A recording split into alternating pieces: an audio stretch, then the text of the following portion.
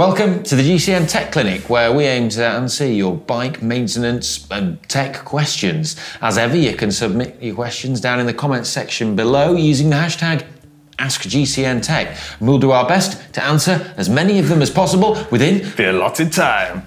Let's do it. At Mr. E331, what's up guys and gals, love the show. I own a few bikes with Shimano 105.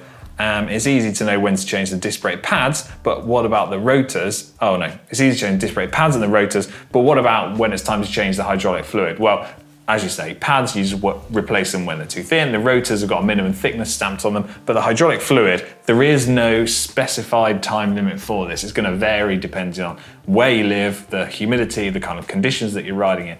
The answer for how to do this is it's probably best to lump it in with like a big annual service on your bike. That would be the optimal in my mind. You can extend that period over a year if you really wanted to, but that's the ballpark figure where I'd start. Yeah, that's good advice.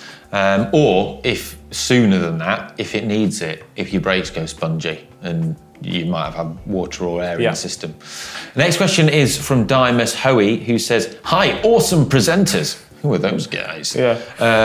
What is the drawback of using a tubeless tyre with TPU tubes? I feel like wanting an extra layer of protection for the tubeless tyre, but feel too lazy to maintain sealant. Well, the extra protection from a tubeless tyre comes from the sealant. Yeah, the drawback is that you're missing out on the sealant. Yeah. Also, I would say you're using a system which is then slightly heavier, but the TPU tube is probably about the same weight as adding the sealant in. You've just not got that ability to seal up some of those smaller punctures. That's where the tubeless tyre differs. It's not got extra puncture protection compared to a normal tyre. It's just got a special inner surface liner and coating to help it hold air better than not having the inner tube. Yeah. If you want to do that for ease of use, that's fine. You're just giving up that little bit of ability to seal up some punctures. Yeah. Next question is from Saxon, 1376. They say, very informative show. Can you explain the reasoning behind having a larger tyre on the back and a smaller one on the front? It's time for some new boots and I'm considering sizes. So the theory is actually pretty simple, right? Aerodynamics are slightly more important up front, so therefore you have a slightly narrower tyre, which is better for aerodynamics. And then you've got the wider tyre on the back where aerodynamics isn't quite so key, but you can optimise rolling resistance a little bit more. Yeah, and not only that, normally on your bike, the majority of the weight is on the back wheel. So having a slightly wider tyre that can take that slightly, more of the weight distribution, especially if you've got a lot of saddle layback. The difference being if you're going down a steep descent, your weight goes more forwards onto the front wheel. But yeah. It's like a marginal gain that racers have tried to adopt, isn't it? Yeah, and it's the same principle we see with, say, rear-wheel drive cars. Yeah, fair. Corsica 20 Cola say, "Hi GCN Tech team and community, love what you do. Learn a lot through your videos, but here is a mystery I can't solve. Can you?" Well, we'll find out. They were on a commute ride with inner tubes freshly pumped up to 7.5 bar, missed a bunny hop, heard a pop sound when the rear wheel touched down, suspected a pinch flat where the pressure dropped to 1 bar, but in inspection showed no puncture, pumped it back up, still holds air. What's the answer? I've got no idea how you could ever explain that. I'm completely baffled by it. Either it's punctured or it's not. Maybe it's a tubeless wheel and tyre, and so the tubeless system is holding air, and the tube has popped inside. But then when they inflate through the tube, it goes through the inner tube and then into the... That's far-fetched for me. I don't know, maybe. I don't know. Either way, it sounds like you should maybe take a look at it.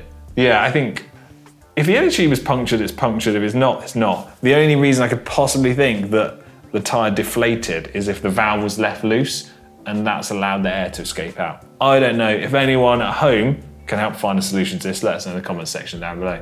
Right, next question. It's from user RZ9NJ8CJ5V, who says, "My S-Works SL7 has a dual-sided power meter and cranks, Jura Ace 9100, and my Garmin 1030 will only look to connect to either the left or right side of the power meter.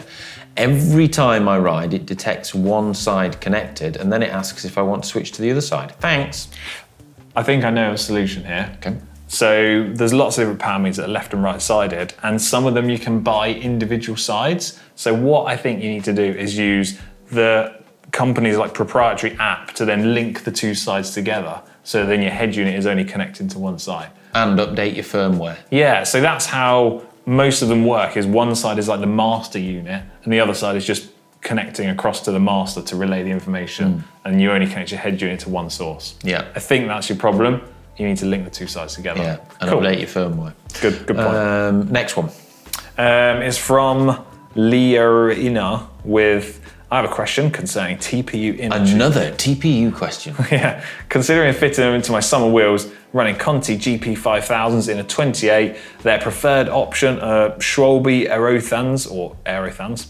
So that's a TPU tube for those that don't know. They come in a 23 and a 28mm option, or a 28 to a 35. So technically, both of them are going to fit in their tyres. What are the differences concerning riding comfort and rolling resistance between choosing the smaller or wider inner tubes? They also say the wider ones would fit in their winter tyres. So what are we thinking? Like absolute minimal. I think if you can tell the difference, I would be surprised. Yeah, I would. On the basis of you saying the wider inner tubes would also fit your winter tyres, that seems like a great use of being able to double them up. I think I'm in complete agreement. The difference is going to be small, marginal little weight difference.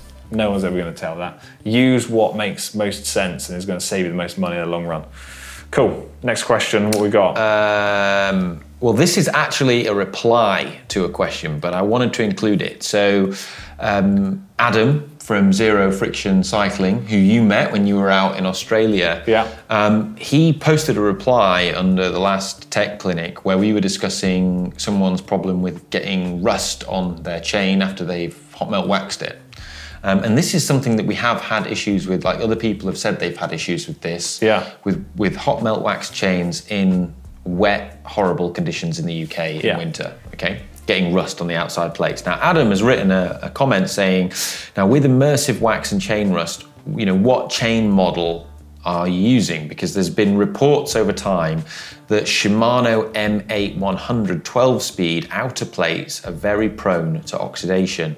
It's something that has come up with Silka drip-on lube, and yeah, he'd be interested. So comment below if on regards to what that is. That's the great thing about tech community. We can share and help each other. And he says that in general, if you're using a wax chain in the wet, wiping it and then adding like wax after your ride should protect it from rust or oxidation.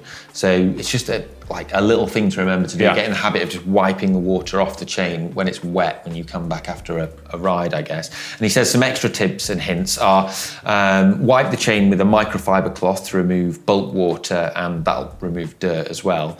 And he also recommends spraying some isopropyl alcohol onto a dry microfiber cloth to wipe the chain as well, because he says that the IPA is brilliant at removing surface moisture, but also helps remove some surface minerals that may be in the water, especially things like salt. And then he also says consider adding some UFO drip over the Super Secret drip, or adding that drip on because it's a bit thicker and it doesn't wash out as easily as well. Fair. Good advice for everybody, I think. Right, on to our last question. It's from Millicent. They say, hey tech team, hope my question makes it into the allotted time. Yes, it's your lucky day. It's about frame stiffness. I love that we put this as the last question. This was purely by chance. I currently have a cheap alloy frame with cheap included alloy wheels that I purchased as my first road bike back in 2021. But I've noticed the past 2 summers that when I get out of the saddle on a climb and try to produce power, I feel like the bike is bending as I move it side to side. Is this just the wheels or is it the frame also? Do I need to go for a stiffer carbon fibre frame for both? I'd like to get rid of this feeling but don't want to upgrade something that just isn't needed. I don't have the ability to test ride a carbon fibre bike in my size anywhere nearby. Thank you kindly. Do you want me to go first? Well, I'll go. You go. And I'll just say, yeah, like, you know, with my first aluminium road bike, I felt the exact same thing, and it was the case, but it was actually the wheels and the frame. So the first thing I did was upgrade my wheels, and I remember upgrading to some like Mavic Sirium Elites, which were like a mega upgrade rim brake wheel that transformed the bike and made it feel a lot better. But there still was flex in the frame. It wasn't terrible. I did some amazing rides on that frame and really enjoyed it. But when I did eventually make the switch to a carbon frame, Noticeable, yeah, I would say don't rush out to buy a new bike. That's not going to fix your problem straight away. I think the majority of the issue that you're having is coming from the cheaper wheels that maybe lost a bit of tension in the spokes over time. Upgrade to a set of wheels, it doesn't have to be a big spend, it could just be a newer version of something similar to what you've got. I think that'll fix your problem. And then later on in your cycling journey, you could maybe look at future upgrades again. But I think that's the solution to your problem. Yeah, and a lot of entry-level bikes do come with very entry-level wheels. Yeah. And I think when you switch to, and we're not talking like switching to some, mega £2,000 wheels here. It's when you switch to something that costs around the £500, $500 mark. Get something really good. For that money, you can get really, really good, like alloy wheels. Yeah. They're not carbon, like alloy ones that are just a lot lighter and a lot stiffer than what comes on an entry-level bike. And yeah, they really transform. Plus, there's a lot of used bargains out there as well to be had. If you want to, you could spend less money than that and get something really good that's used. And yeah, I think with a lot of entry-level bikes, when you swap out the entry-level wheels, it does like transform the ride quality of that bike. Yeah, I think it's the quality and build of the frame and the wheels rather than purely down to like just a material choice. Yeah. Yeah. Okay. Plus as well, once you've got an upgraded set of wheels, those wheels can go on your next bike as well. Yeah. It's something that can then future-proof beyond that. Yeah. I like it. Right, that is the allotted time used up. That was just in the nick of time. As always, if we haven't answered your question, I'm sorry, but please do be persistent. Put it in the comment section down below. And as always, we'll get to it in the coming weeks. Love you, bye. See ya.